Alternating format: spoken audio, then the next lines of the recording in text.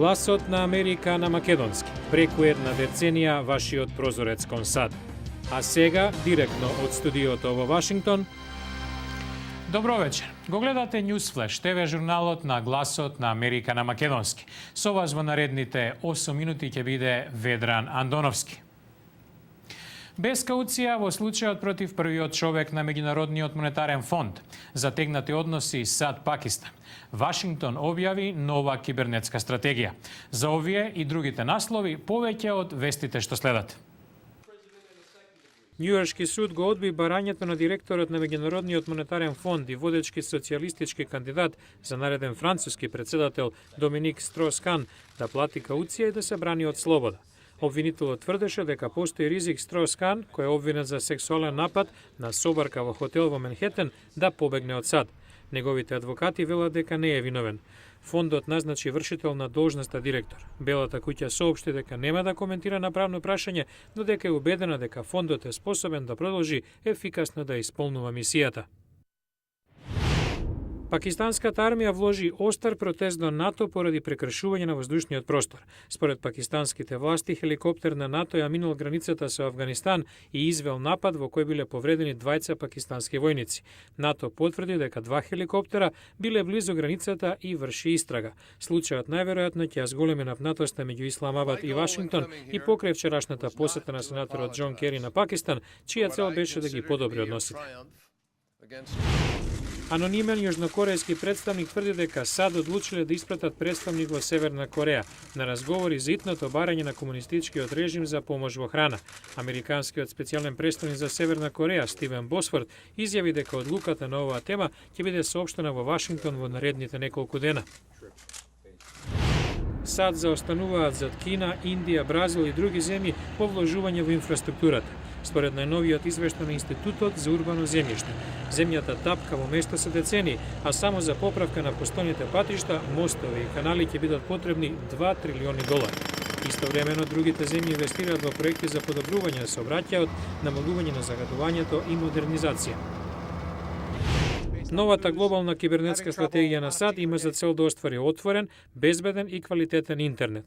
Иако не се задржува на специфики, стратегијата изложена на 25 страници наведува приоритети како градење на капацитетот на интернет, подобрување на управувањето со мрежата, промовирање на армиска соработка против кибернетски напади, како и заштита на фундаменталните слободи и правото на приватност.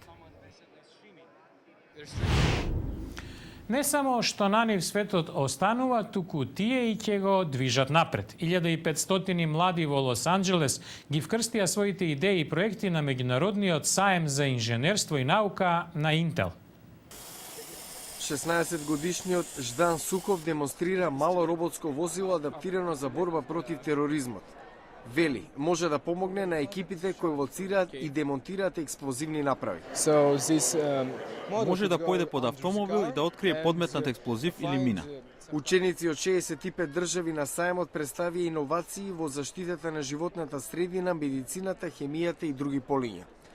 Ник Со од Конг развива прибор за откривање на токсични нивоа, нитрати и нитрити во домашно подготвената бебешка храна. Джесика Ричери од Калифорнија, автомобил што самиот управува и избегнува препреки. А 15-годишната Мерием Тузи направа за штедење на водата, инспирирана од мајка ѝ, која постојано ја оставала чешмата отворена. Незината врзничка Франсела Рохас од Коста Рика ја создала оваа направа што ги претвара сончевите зраци во електрична енергија, користејќи огледала, топлина и притисок. Кој вели дека учењето е здодевно? Овие млади велат дека науката е толку возбудлива, што не ни помислуваат на кариера во друго поле.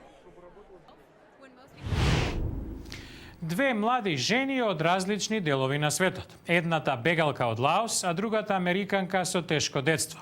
Обете изминале сличен пат, на љубов, но и на загуба, на себе откривање. Сега тоа го споделуваат со другите. Следи осврт на книгите на Мисти Бурмистер и Мали Фомпадит, скриени херои и милион светулки. Мисти Бурмистер и Мали Фомпадит живееле мощни различни животи. Ги запознал заеднички пријател и по неколку години почнале да се дружат. Фомпадит била родена во Лаос за време на Виетнамската војна. Незиното семејство успеало да пребега во Кам во Тајланд, а потоа во САД. Личната трагедија продолжива да ја следи. Нејзиниот вереник се удавил, а татко ја загубил борбата со ракот. Ова било инспирацијата за да ја напише книгата со наслов «Милион светулки», каде се опишени сеќавањата од детството. Се работи за мемуар со примеси од нејзините поеми, откривајќи ги своите најдлабоки чувства.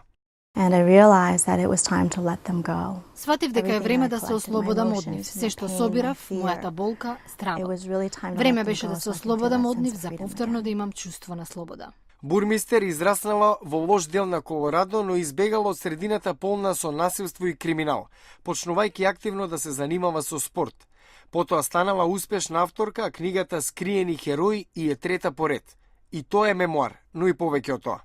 And inside of the book I share a lot of my stories, but I Споделувам also многу од share моите приказни, но и приказни за луѓето кои ми го збогатиле животот со нивното присуство.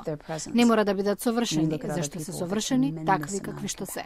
Овие две млади девојки кои живееле комплетно различни животи ги представуваат своите книги посветени на емоционалните патувања, кои ги довеле до самооткривање и споделување на искуствата со другите. There is a unique special light. Постои уникатна светлина во секој од нас, во сршта на секој поединец. Секој има посебен дар и постои цел и причина за нашето постоење. Двете млади девојки ги охрабруваат и другите да го споделат своето искуство и да им помогнат на другите. Велат, сите имаат херои во животот и само треба да ја пронедат светулката што ќе им го осветли патот кон посветла иднина. А утре во Newsflash, Мисисипи носи поплави, но и економски проблеми. Кои се долгорочните последици од излевањето на оваа моќна река? Гледајте утре во Newsflash. Мисисипи блуз, спасувањето на Батон Руч и Нью Орлеанс од поплавите има своја цена. Гледајте утре во Newsflash.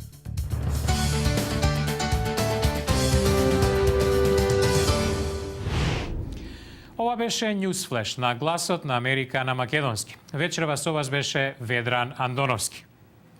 За повеќе содржини појдете на нашата интернет страница glasnaamerika.com, а побарајте не и на Facebook.